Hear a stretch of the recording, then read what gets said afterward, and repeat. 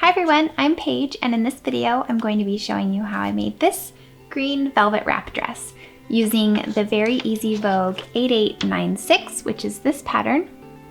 Stick around till the end of the video for seeing the dress in motion and for a few extra tips on working with stretch velvet. Don't forget, below the video in the description box there's going to be links to fabrics and my blog post and any tools that I used in this video, so check that out if you want any specific details. Now let's get right into the tutorial.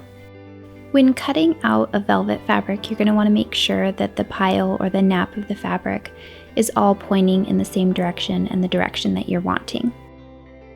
So I had all of kind of the hairs of the velvet pointing down, so it's smooth when you run your hand from top to bottom. So I just cut out all my pieces and prepared them. And to do this, you're going to sew basting lines on the shoulder and then under the bust point of the front bodice pieces. And then get the waist ties folded in half with right sides together and sewn closed to create a long tube.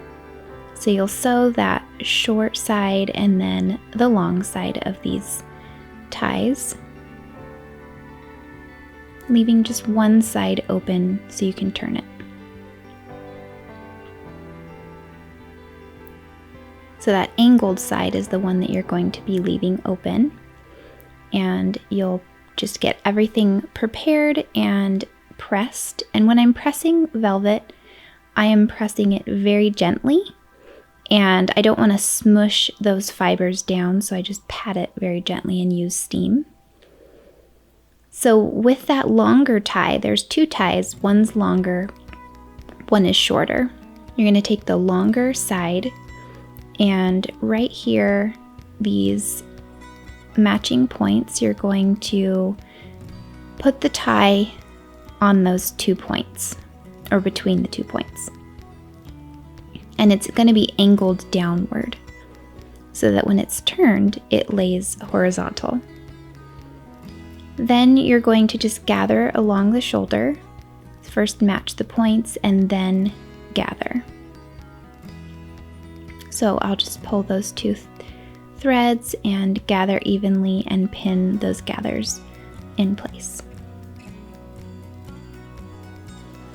And then I'll stitch that shoulder and do the same thing to the other side. And it gives a really nice gathered effect, and the velvet really looks pretty with that. So I basted those ties to the waist, and then I'm going to finish the entire neckline and fold it over and create a seam. So I've serged it and pinned it, and I'm ready to sew it.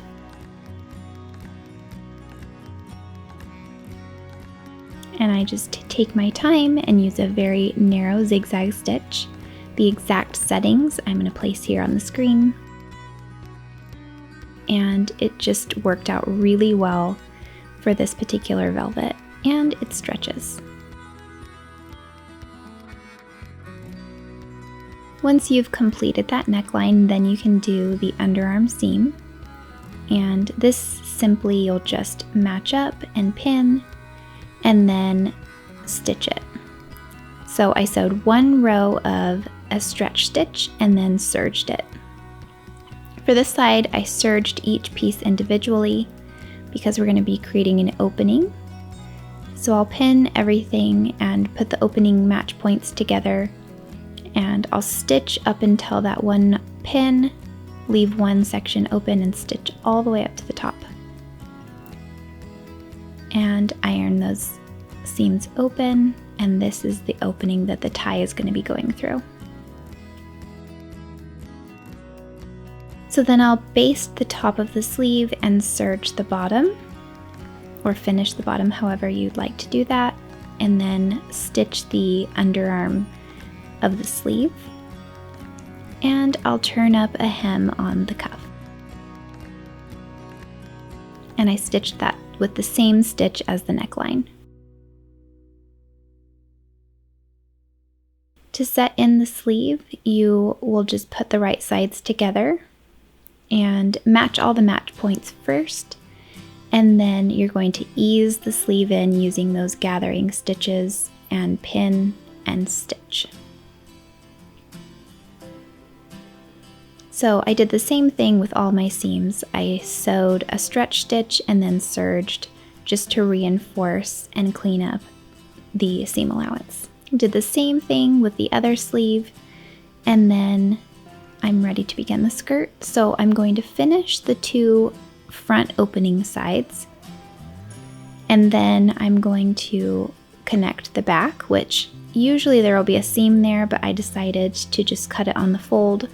It didn't affect the grain whatsoever. So I just connected all the things with the same technique of sewing a stretch stitch and serging. And I'm going to match everything with the bodice and the skirt, first starting at the side seams, and then just evenly along the back, and matching those match points on the front. And here we're going to get that little notch right in the front and put the waist tie right next to that mark. So the very front of the bodice is what's aligning with that notch. Then you can gather the bodice into the front of the waist. I would place most of the gathers underneath the bust point instead of putting them close to the waist tie. I think they look best mostly gathered under the bust point.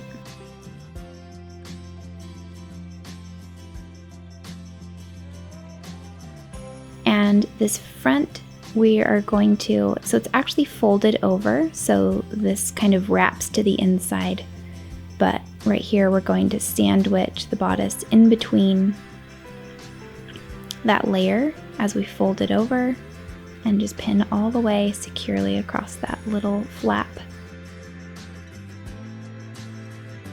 And once you stitch that, so I stitched a stretch stitch and then serged it, and you can turn that and make sure you're stitching close enough and adjust if you need to. And when you turn it right side out, it kind of folds to the back and looks very clean and finished. The bottom hem I serged, and then I did the same thing where I folded it right sides together to create kind of a little wraparound flap, and stitched that. And then I'll turn up a hem. So you can see that how it folds to the back, and then I stitched the hem up 5/8 of an inch all the way across the entire bottom hem. Then if you want to add a custom tag, just find the center of the back at the neckline and place your own personalized tag. And the dress is finished.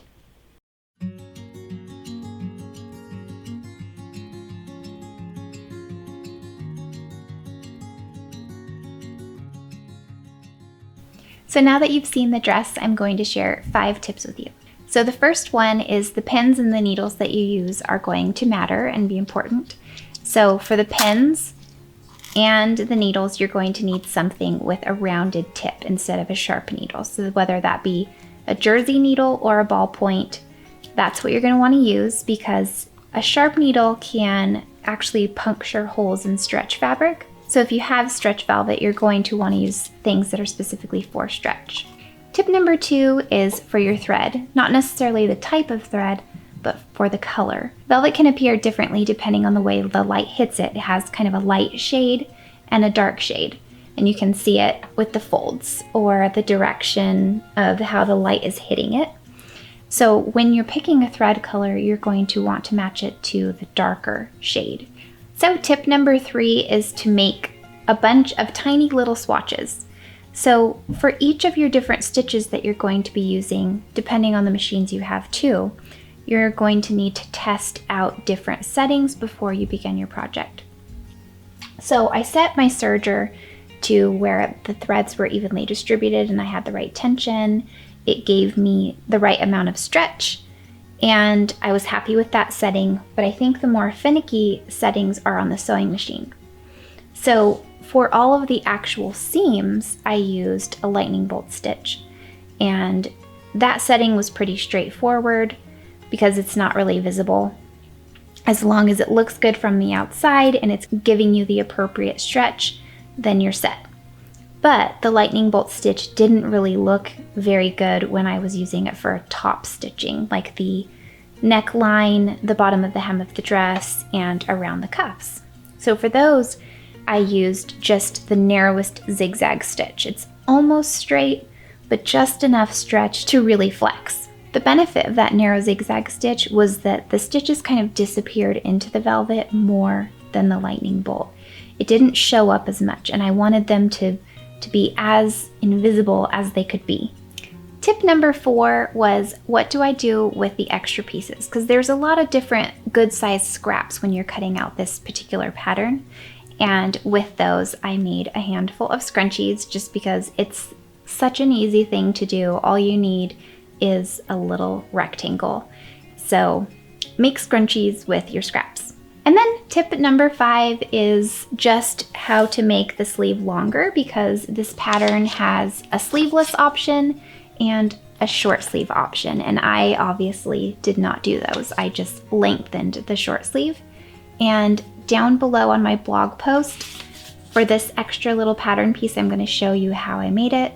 I'll have it fully detailed in that blog post. So that's all for the green dress. If you liked this video, give it a thumbs up down below. You can subscribe to my channel and click the bell alert next to that to be notified That was somebody I love dearly calling me to ask me some fabric advice. You know who you are. Anyway, you can click the bell alert to be notified anytime that I post a video. I'll link to the video on how to make this pink dress if you're interested. And as always, go get creative and make a dress that you love. Bye!